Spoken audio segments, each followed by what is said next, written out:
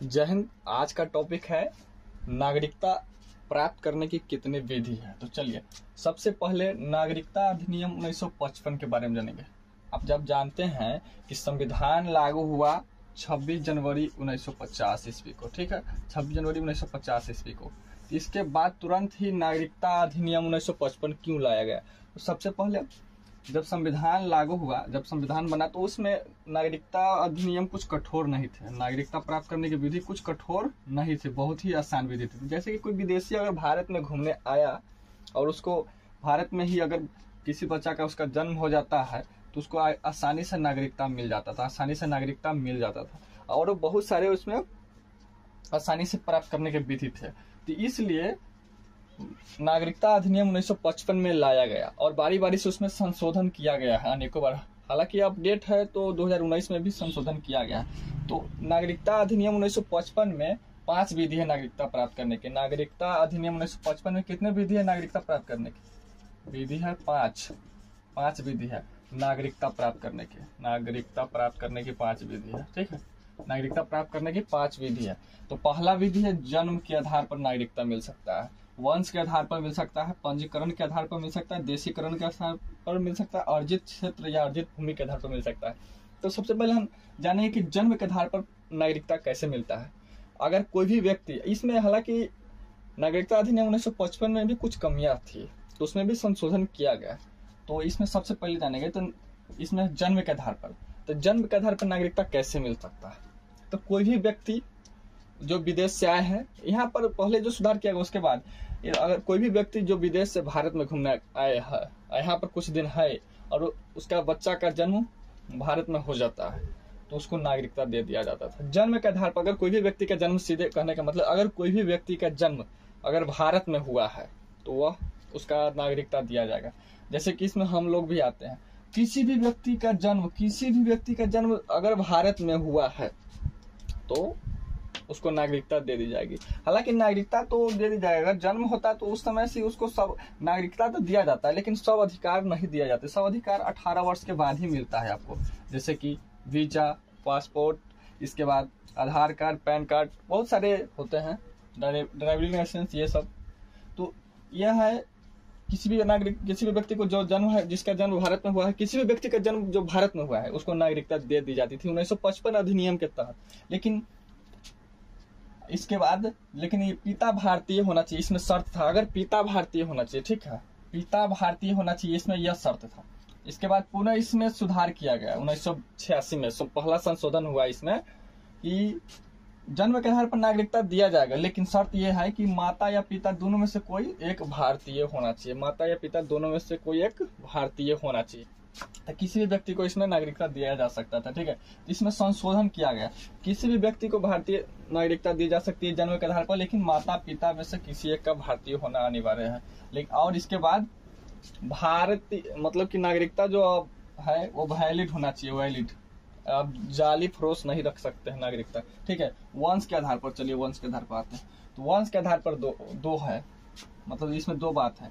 पहले जो था वंश के आधार पर 1955 के अधिनियम के तहत, उसमें नागरिकता दिया जा सकता है, वंश के आधार पर नागरिकता दिया जा सकता है, लेकिन पिता भारतीय होना चाहिए। महिला विदेश के भी हो सकता है, कोई दिक्कत नहीं है।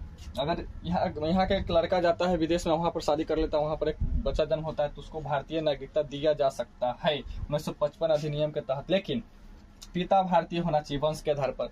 इसके बाद इसमें भी बहुत सारे, लेकिन अगर कोई लड़की भारत से जाती है विदेश, अगर वहाँ शादी कर लेती है, इसके बाद उसको बच्चा होता है तो उसको भारतीय नागरिकता नहीं दी जाएगी। लेकिन इसमें इसी बात को लेकर के संशोधन किया गया 1992 में। तो इस 92 में किया गया, माता या पिता, किसी भी माता या पिता अगर विदेश से यहाँ आती है या यहाँ से वहाँ जाती है तो किसी एक मतलब माता या पिता भारतीय होना चाहिए। अगर विदेश जाती है तो वहाँ शादी कर लेती है तो वहाँ पर जन्म होता है तो उसका नागरिकता दिया जाएगा, भारतीय नागरिकता। जैसे इसमें शिखर धवन होगा, शिखर धवन इसका एग्जाम्पल, शिखर धवन। इसमें बोले तो इसमें हम लोग आ रहे हैं, हम लोग आ जाते हैं, ठीक है। इसमें शिखर धवन का एग्जाम्पल होगा। तो इसमें माता या पिता 1992 में संशोधन के बाद माता या पिता किसी में से एक का भारतीय होना आवश्यक है, तभी आपको भारतीय नागरिकता दी जाएगी। आप विदेश में जाकर भी शादी करिएगा। माता अगर लड़की जाती है वहाँ तो शादी करती है, वहाँ से अगर कोई आती है अगर भारतीय पुरुष से शादी करती है तो यहाँ पर उसकी बच्चा को नागरिकता दी जा सकती है। यहाँ से वहाँ जाती है तो वहाँ से कर लेती है तो वहाँ पर भी यहाँ पर भारतीय नागरिकता दी जा सकती है। चलिए पंजीकरण के माध्यम से रजिस्ट्रेशन, ठीक है, पंजीकरण। तो पंजीकरण के माध्यम से नागरिकता कैसे दी जाएगी? अगर कोई व्यक्ति पाकिस्तानी हो या कहीं, पाकिस्तानी वाला तो हालांकि अब आगे हम पढ़ेंगे उसमें नहीं लागू किया गया है, पहले के हिसाब से इसमें 5 विधि है जो कोई भी व्यक्ति अगर भारत के नागरिकता लेना चाहता है तो उसको कम से कम 7 वर्ष तक भारत में रहना पड़ेगा। विवाह करना है तो विवाह कर सकता है, नहीं है तो नहीं कर सकता, कोई जरूरत नहीं है। 7 वर्ष कम से कम लगातार भारत में रहना पड़ेगा। यह पहले 6 माह था, इसमें संशोधन करके 7 वर्ष कर दिया, इसको कठिन कर दिया गया। हालांकि ऐसा नहीं किया गया होता तो कोई भी व्यक्ति आते थे 6 महीने लगातार रहने के बाद उसको नागरिकता के लिए पंजीकरण फॉर्म अप्लाई करते थे और 4-5 महीने में नागरिकता मिल जाती थी। लेकिन इसमें अब 7 वर्ष कर दिया गया और भारत में रहना पड़ेगा। अगर इसके बाद भी अगर गृह मंत्रालय चाहे तो ही नागरिकता आपको दे सकती है, नहीं चाहे तो उसकी इच्छा पर निर्भर करता है कि दे या नहीं दे। आप अगर अच्छे आदमी हैं तो 7 वर्ष के बाद आपको नागरिकता दिया जा सकता है। अगर अच्छे विचार के नहीं है, अगर देश के बारे में गलत बात सोचते हैं, देश के प्रति गलत भावना है, सकारात्मक सोच नहीं, तो आपको नागरिकता नहीं दी जा सकती है, ठीक है। देशीकरण, ठीक है, देशीकरण। देखिए अगर देशीकरण के मतलब समझिए, अगर कोई भी व्यक्ति विदेश से, अगर कोई भी विदेशी व्यक्ति अगर वो कला की जानकार हो, विज्ञान की जानकार हो, साहित्य की जानकार हो, ठीक है, भारतीय भाषा जानता हो, कोई भी विदेशी, ठीक है, कोई विदेशी कला के जानकार हो, विज्ञान के बारे में जानकार हो, साहित्य के बारे में जानकार हो और भारतीय भाषा जानता हो, पहली बात तो, और साथ ही 10 वर्ष तक भारत में रहा हो, 10 वर्ष तक लगातार भारत में रहा हो तो उनको नागरिकता दी जा सकती है, ठीक है, उनको नागरिकता दी जा सकती है, ठीक है। अर्जित भूमि के आधार पर भी नागरिकता दी जाती है इस विधि में। तो अर्जित भूमि के आधार पर हम पिछले भी अति में पढ़े थे, पिछले वीडियो में। तो अर्जित भूमि के आधार पर अगर इंडिया अगर किसी विदेशी क्षेत्र को भारत में मिलाना चाहती है, अगर कोई भी विदेशी क्षेत्र या विदेशी सीमा को भारत में मिलाना चाहती है, वह खुद से मिलना चाहती है, तो वहां के व्यक्ति को नागरिकता दे दी जाएगी। जैसे कि सिक्किम भारत का हिस्सा नहीं था, पहले हिस्सा नहीं था, लेकिन यह इनको 16 मई 1975 में मिलाया गया और इसको अर्जित भूमि के आधार पर, अर्जित क्षेत्र के आधार पर यहाँ के सभी व्यक्तियों को नागरिकता दे दी गई, ठीक है। अगर इतना बात है तो नागरिकता में पहले संशोधन कब हुआ? तो 1986 में हुआ था। दूसरे संशोधन 1992, उसके आगे 2003, 2005, 2019, तो इस सभी संशोधन के बारे में हम अगले वीडियो में जानेंगे। लेकिन एक बात है, अगर नागरिकता देने की 5 विधि है, अगर नागरिकता देने की 5 विधि, तो नागरिकता को समाप्त करने की भी विधि होगी ना। तो नागरिकता समाप्त करने की 3 विधि है। पहला, अगर कोई व्यक्ति खुद से नागरिकता को त्याग देता है, कि चलिए हम इंडिया के नागरिकता त्यागते हैं और हम जाते हैं अमेरिका में, जाते हैं वहां के नागरिकता ले लेंगे, तो त्याग सकता है, खुद से त्याग सकता है।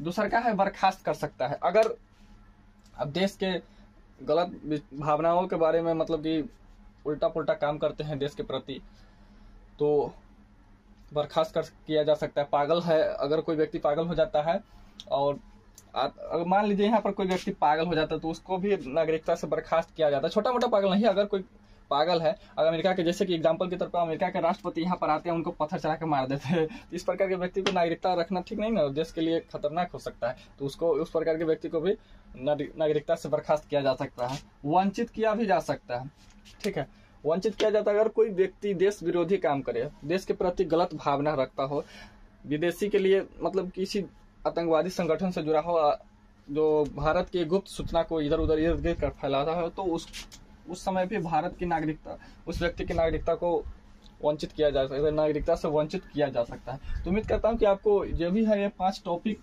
अच्छे से समझ में आया होगा, और जो 3 समापन की विधियां, ये भी अच्छे से समझ में आया होगा। अगले वीडियो में हम पढ़ेंगे NRI, इसके बाद CAA 2019 में जो संशोधन हुआ था, कुछ और प्रमुख संशोधन है, नागरिकता संशोधन अधिनियम। तो इस सभी बात पर हम विस्तार से जानेंगे। तो मिलेंगे एक और बेहतर वीडियो में, तब तक के लिए जय हिंद।